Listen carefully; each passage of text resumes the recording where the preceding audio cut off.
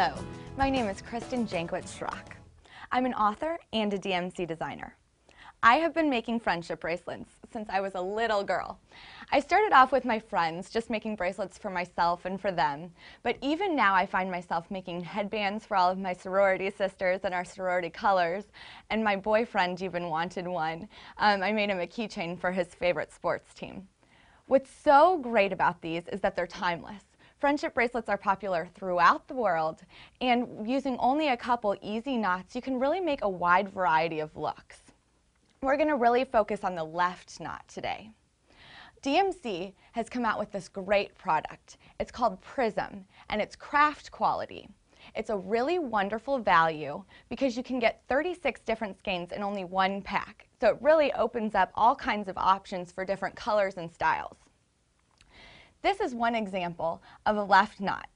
Using only this one technique, we've got all kinds of different looks. They kind of look complicated, huh? Today we're going to do this blue and yellow bracelet. I'm going to start by showing you how to open a skein of the floss. You're simply going to take a piece of the thread from the top and pull it out. Now, this doesn't really require a lot of tools. For example, you don't need a ruler. I just kind of measure my arm's length across. So I'll go ahead and cut that, and it's kind of a good length to work with. So as you can see, the only real tools that I need are my thread, a sharp pair of embroidery scissors, and also a safety pin. That's the key. Well, I'm going to take my strand of thread, and for this project, I'm going to use 2 strands of blue and 2 strands of yellow. I'm going to make sure that they're all even at one end and pull them straight and find the middle. It doesn't have to be perfect. So when I kind of have the middle of my thread, I'm going to tie what's called a looped overhand knot. Now you can just tie a knot, but to keep my strings together, I like to twist them and then fold it in half, and then I'm simply going to tie a basic knot. And I'm going to leave about a 1/2 inch sticking up. So as you can see, my strings stay really tight together. This is where the safety pin comes in. I'm just going to stick my safety pin through my knot, and then all you need is a pair of jeans, some kind of pants, and you're going to safety pin it right onto your knee, and you're all ready to begin. After I've safety pinned this onto my knee, I'm going to arrange the thread with all of my yellow on one side. I'm going to put those to the left, and I'm going to separate the blue strands of thread onto the right side. So I'm working with 4 and 4. Now I'm going to teach you the very simple left-hand knot. I'm going to start with my outside strand of thread, and then I'm going to take the next one towards me, and I'm going to create a number 4 with that. I like to use my thumb. The reason why this is called the left knot is because the number 4 is pointing to the left. So I'm simply going to cross it over the top, and then I'm going to reach through the center of my 4, and I'm going to pull my thread straight up, holding my base strand taut. And then I'm going to repeat that 1 time, so each string has 2 knots. I'm going to create the number 4, put my thread over the top, reach through the center, and pull it through. And then I'm going to pull it all the way to the top. Then I'm done with this strand, so I'm going to move on towards the center. I'll pick up my next, and I'm going to continue the same thing with the number 4 over the top, reaching through the center, and pulling it straight up. Do that twice. So I'm going to continue all the way across all of my threads. I'm finishing with the 3rd yellow string right here. And it doesn't really matter. They start kind of in a clump. And so you can just separate them where they seem to lay naturally, but there's nothing to get worried about. It takes a couple rows before your bracelet really starts to take shape. And as you can see, your knot kind of covers up the blue thread. So you're creating an entire yellow row. I'm just moving from left to right, 2 knots on each. So as you can see now that we've finished our first row, our yellow thread has ended up on the other side. So we're going to continue then with our next yellow thread in line, making the number 4. Now what's great about this is it's really only one technique, so it's easy to do in any environment. And as you can see, the further that you get along, your threads kind of start to separate themselves and they stay in a more neat order. So now we've got 2 yellow threads to the right. And it's okay as you go to kind of straighten things out. We're going to do our next row. The other neat thing about this is that for this project, we used 4 yellow threads and 4 blue threads, but you can use as many or as few as you like. So you can make it a very complicated pattern and a pretty thick, impressive bracelet, or you can just do a really thin, quick bracelet, which is good for beginners. And we're on our last yellow thread. After I complete this with the blue thread, I'm going to split this bracelet into 2 separate rows. Again, we're still only going to be using the left-hand knots.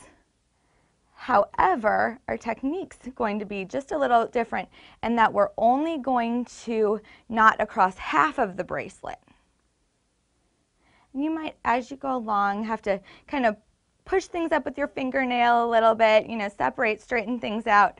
You can even finish knotting your entire bracelet, and then I kind of like to go back and just push things up, straighten things out so that it looks perfect. Okay, so we've finished our first group of left knots using the yellow. As you can see, now all of the yellow has moved over to the right side, and we're going to start with the blue.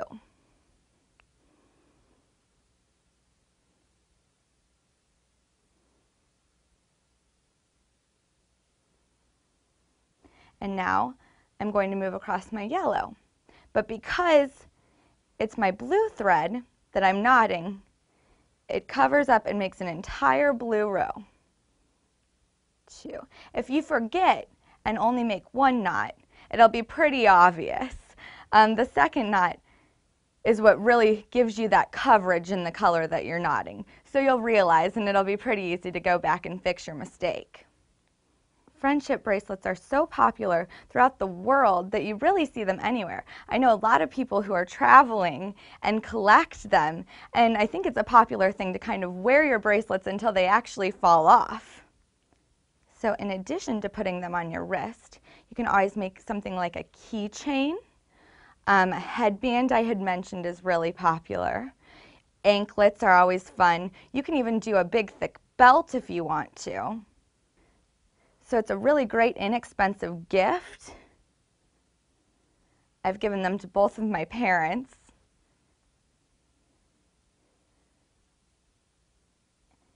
And now, even men, my dad wears his and thinks that it's pretty hip. So it's not just a girl thing. Okay. And that can make a big difference with colors too. You can make something really girly with all pink, but with all the 36 skeins in the prism pack, you really have a huge variety to work with. So you can make something really masculine or even ethnic looking.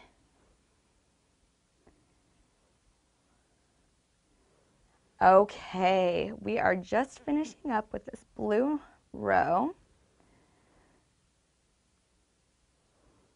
And we are ready for our split. The only difference here is that we're really going to separate our blue thread from our yellow. So I would like to kind of set these completely off to the side. Sometimes I'll even flip them back so that I don't get confused. And I'm just going to focus on my yellow. Now instead of doing knots all the way across all of the threads. I'm only going to do them across the yellow. So what's kind of fun about this part is you'll really be zipping along. It goes so quickly. So I'll just get started on this. And you continue the exact same way. You're doing 2 knots on each thread, left to right. So I finished my first one. Now I'm going to pick up 1, 2. So as you can see, this has really started to separate. If I continue, it'll just be 1 knotted row here. And then when I'm done with that, I can pick up my blue and have 1 long knotted row of blue. And everybody's wrist is a little bit different. So there really isn't a rule as to how long you have to make this. But what I keep doing is after I've been knotting for a while, I'll just kind of check, put my wrist on it and wrap it around. And I'm going to continue until I'm about 1 inch away from meeting my loop. So we're going to jump to that step. Here's what my bracelet's going to look like when it's almost wrapped around my wrist. So I'm going to show you how to join these up again, which is really easy. It's just exactly the same technique that we've been doing the whole time. We're going to knot our yellow across the yellow and then continue across the blue to join them together. So let's do it and I'll show you how that works.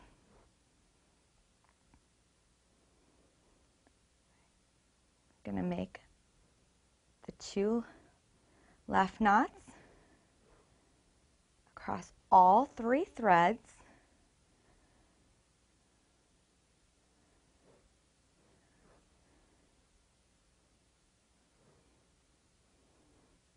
Okay, now that we've done that, we're going to rejoin with our blue, pick up the thread on the left, and make a left knot and another left knot.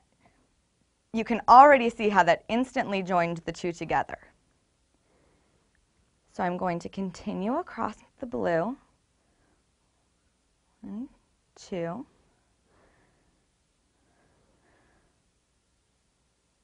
1, 2.